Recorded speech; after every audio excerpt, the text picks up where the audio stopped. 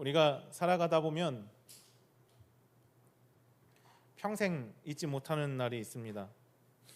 우리 성도님들의 평생 잊지 못할 날은 어느 날입니까? 살아가면서 절대 잊혀지지 않은 날이 있을 것인데 그 날이 혹시 어떤 날입니까? 권옥수 권사님, 평생 잊혀지지 않을 날이 어느 때예요? 잘 모르겠어요? 결혼했을 때요? 장로님은요? 아유, 자, 결혼했을 때라고 하셔야지. 기회를 드렸는데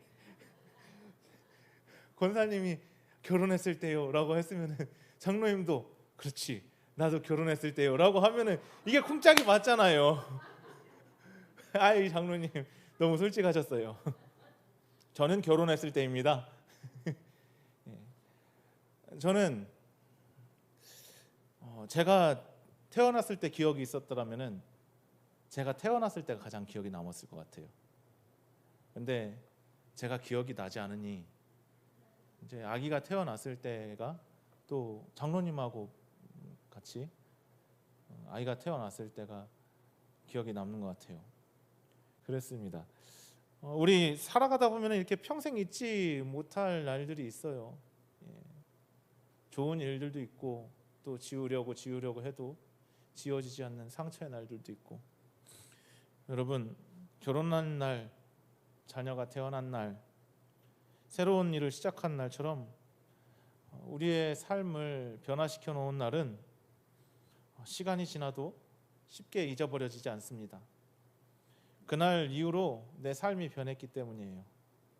그래서 사람들은 그 날을 기억하면서 살아가고 자녀들에게도 그 의미를 전해주기도 합니다. 오늘 본문은 이스라엘 백성이요 430년간 애굽에서 종노릇을 하고 그리고 살아왔던 그 삶을 끊어내고 하나님의 백성으로 새로운 삶이 시작되는 민족의 특별한 날을 이야기를 하고 있어요. 이스라엘 백성에게 가장 특별한 날, 민족으로서 가장 특별한 날에 대해서 오늘 성경은 이야기하고 있습니다. 하나님께서는 이 날을 결코 잊지 말라고 하셔요. 절대로 잊지 말라고 하십니다. 그리고 이스라엘의 새로운 역사가 이날부터 시작되게 하셨어요.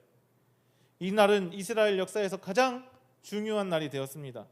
그런데 하나님께서요 그 중요한 날을 앞두고 먼저 이스라엘 백성들에게 몇 가지 명령을 하셨습니다. 한 가지는 무엇이냐? 흠없는 어린 양을 준비하라는 명령이 한 가지고요. 또 한 가지는 그 피를 문설주에 바르라는 명령입니다. 그리고 세 번째로는요, 그 날을 기억하여 지키라 하는 명령이었습니다. 우리가 이 이유를 다 알 수는 없어요. 성경을 좀 안다고 할지라도 하나님의 그 뜻은 우리가 모두 다 1부터 100까지 세세하게 다 하나하나 다 알 수는 없어요. 그렇지만 하나님께서는 그 명령을 통하여서 백성들 그리고 우리에게 중요한 것을 가르치고자 하셨다라는 것입니다. 여러분, 말씀 속에는 하나님의 구원과 하나님의 백성으로 살아가는 삶에 대하여서 그리고 그 삶을 살아가는 데 있어서 중요한 뜻을 담고 있어요. 우리가 이제 말씀을 나누면서 우리의 마음을 하나님께 집중하기를 소망합니다. 오늘 주시는 이 말씀을 통하여서 하나님의 구원의 은혜를 깨닫고 말씀을 듣는 이 시간이 하나님 앞에 바로 서는 시간이 되시기를 주님의 이름으로 축원합니다. 그러면 우리가 한 가지 궁금점이 생기는 거예요. 하나님께서 이스라엘 백성들의 날을 바꾸셨어요. 왜 이 날을 바꾸셨을까요? 하나님께서는 출애굽을 앞둔 이스라엘 백성에게 가장 먼저 이것을 바꾸라고 하십니다. 한번 같이 읽어보도록 하겠습니다. 이 달을 너희에게 달의 시작 곧 해의 첫 달이 되게 하고. 아멘.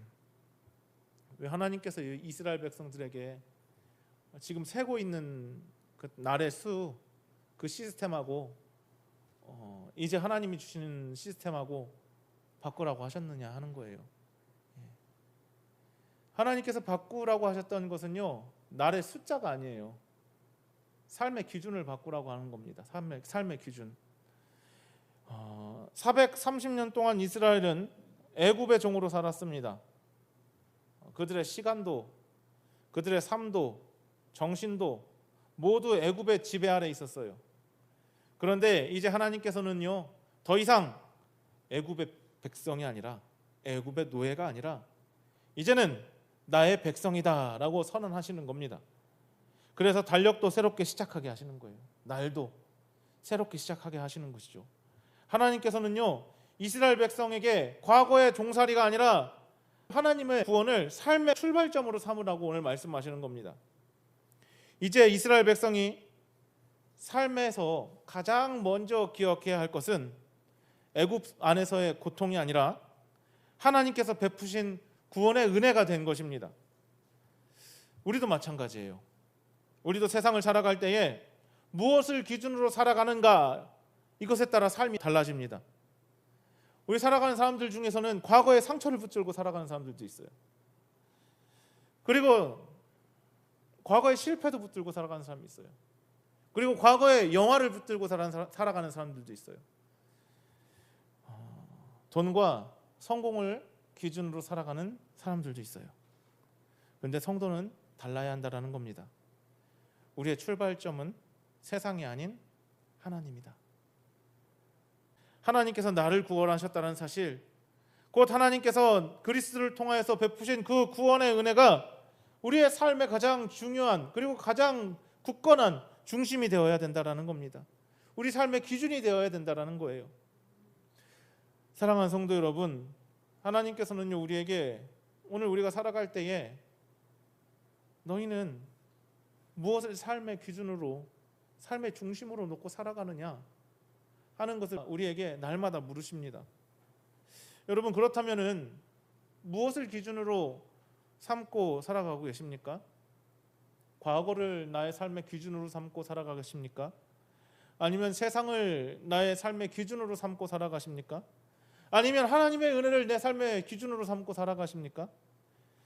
여러분, 이 시간 말씀을 마음에 새기며 우리의 삶을 천천히 되돌아보시기 바랍니다. 그리고 날마다 우리가 하나님의 은혜를 기억하고 그 은혜를 의지하며 살아가는 저와 여러분 되시기를 주님의 이름으로 축원합니다. 두 번째로는요, 같이 읽어보도록 하겠습니다. 하나님은 어린 양의 피로 자기 백성을 구원하십니다. 하나님께서 나를 바꾸셨어요. 1년의 시작을 바꾸셨어요. 그리고 곧바로 어린 양을 준비하라고 말씀하십니다. 그런데 이런 어린 양을 준비하라고 말씀하셨어요. 같이 읽어보도록 하겠습니다. 너희 어린 양은 흠없고 1년 된 수컷으로 하되 양이나 염소 중에서 취하고. 아멘. 하나님께서 야, 저기 니네들 양 많으니까 아무거나 갖고 와. 좋은 놈 그냥 아무거나 챙겨와. 이렇게 말씀하시지 않았어요. 기준을 확실하게 잡아주십니다. 그 기준이 뭡니까? 어떤 걸 갖고 가야 돼요? 뭐 양이나 염소 중에서 취하는데 그 기준이 뭐예요? 흠이 없고 1년 된 수컷으로 하되. 기준이 명확합니다. 그리고 그 어린 양을 잡아서 어떻게 합니까? 문설주와 임방에 바르라고 하였어요. 문설주가 어디입니까? 문설주가 어디예요?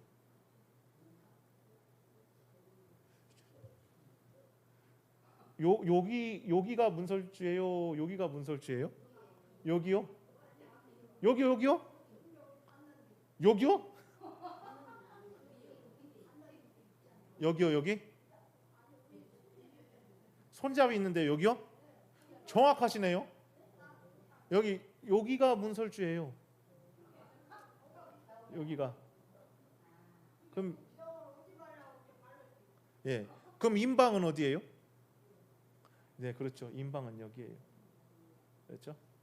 그럼 여기는 어디예요? 아래? 여기도 임방이긴 한데 뭐라고 부르죠? 우리는요? 문지방이라고 부르죠. 다 아시네, 역시. 박수!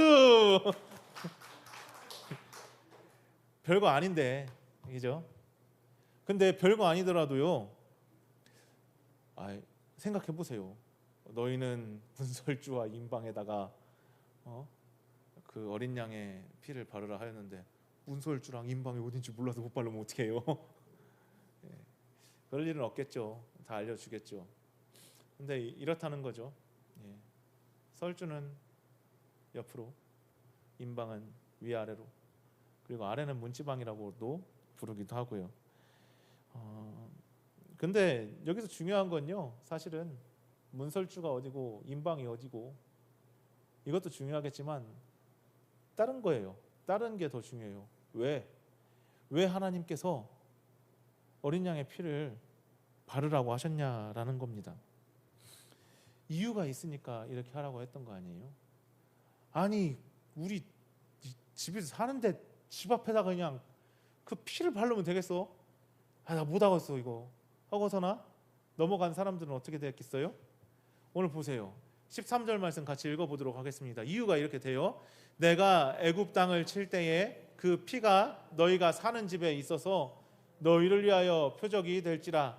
내가 피를 볼 때에 너희를 넘어가리니 재앙이 너희에게 내려 멸하지 아니하리라. 아멘. 하나님께서 심판하실 때 애굽 사람과 이스라엘 사람들을 구별하기 위하여서 그렇게 하라고 하셨다는 거죠. 문에 발라진 어린 양의 피가 있는 집은 그냥 넘어가셨고 피가 없는 집은 심판하였다. 즉 구원의 기준은 사람이 아닙니다. 여기 누가 사나? 이스라엘 사람인가 애굽 사람인가 누가 사나? 이게 아니라 문설주에 뭐가요? 피가, 어린 양의 피가 발라져 있던 집, 이것이 기준이었다라는 겁니다. 그리고 이 장면이 유월절이 어떻게 시작되는지 보여주는 매우 중요한 말씀이기도 합니다. 유월절은 하나님께서 직접 이스라엘 백성들에게 명령하신 날입니다. 11절과 14절에 보면은 그렇게 나와 있어요. 우리가 아까 읽었죠. 맨 마지막에 보면 이렇게 하라 하고서는 맨 마지막 절에 보면은 이것이 여호와의 유월절이니라, 이렇게 지키라는 거예요. 그리고 이것도 한번 읽어보도록 하겠습니다. 너희는 이 날을 기념하여 여호와의 절기를 삼아 영원한 규례로 대대로 지킬지니라. 아멘. 하나님께서 이스라엘 백성들에게 명령하신 절기, 영영 지키려고 영원한 규례로 대대로 지킬지니라 하시면서 남겨주신 절기가 바로 유월절입니다. 뭐 하려고 지키라고 하는 거예요? 이 날을 기억하라는 겁니다. 그럼 이스라엘 백성들, 이제 지금 이스라엘 사는 사람들 이거 지킬까요? 까먹었을까요? 지킬 것 같다 한번 손 한번 들어보세요. 지금 지키고 있다. 이스라엘 사람들 그 지키고 있다. 안 지킬 것 같다. 까먹었을 것 같다. 지금도 기억하고 있어요. 예, 지금도 양 잡아요. 예,